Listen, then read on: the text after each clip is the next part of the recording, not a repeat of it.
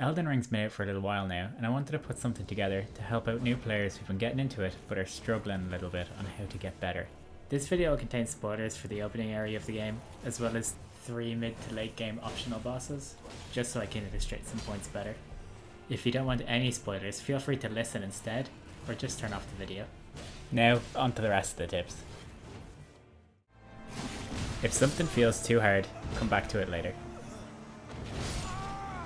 You'll often stumble onto a boss or an area that's significantly harder than anything you've faced before. Consider coming back later when you're a little bit stronger. Don't feel restricted to a path just because you're currently on it.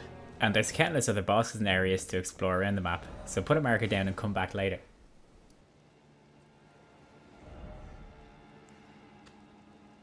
Building off of that, you don't always have to fight.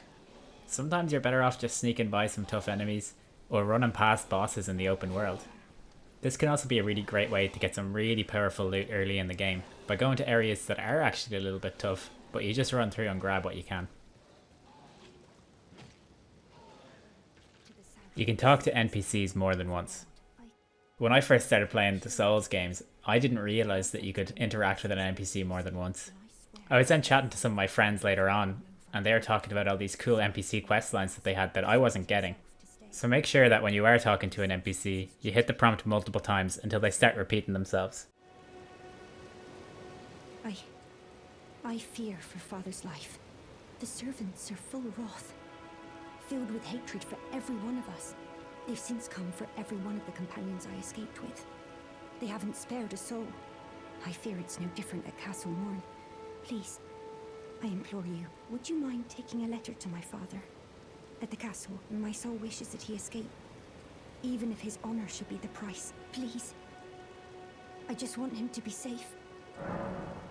Thank you, dearly. Then please, take this. Deliver it to my father. That's usually the indicator that they've said all they're going to say, at least for now. Also, it might be worth sometimes coming back to visit NPCs later on, or even reading item descriptions for things that they've given you. These can sometimes give hints for where to go later, or you can just look it up on the wiki. Using lock-on to identify hidden enemies.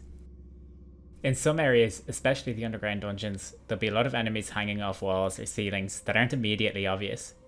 Use your lock-on if you think there might be a hidden enemy. It won't work 100% of the time, because sometimes they're just playing dead and it won't actually lock on. But a lot of the time, it'll help you identify that there is actually a hidden enemy up above, and maybe you can hit them with a throwing knife to draw them out. Learning to roll. I'll often see newer players over-relying on using a shield. There's nothing wrong with using a shield, but it's just part of your toolkit. Dodging is extremely powerful, but it can take a while to get confident with. When rolling, you become invincible for a short period of time.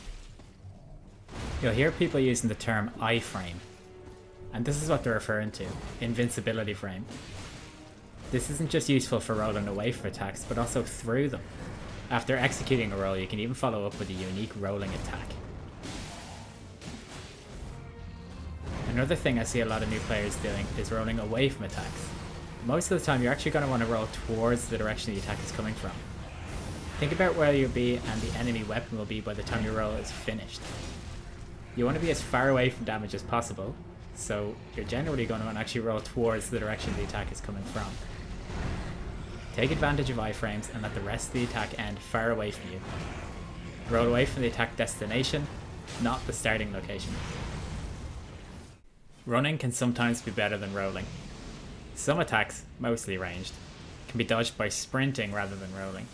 Sprinting's faster. Some ranged attacks are actually designed so that your character can sprint out of the way, as opposed to roll. Use ranged attacks to break up groups.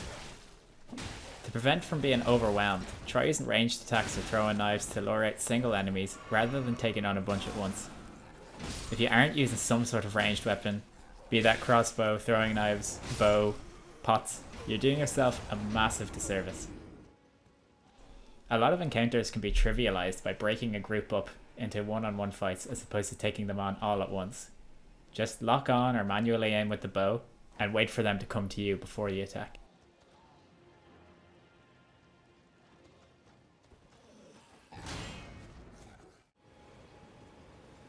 Thanks for watching, and I hope this was helpful.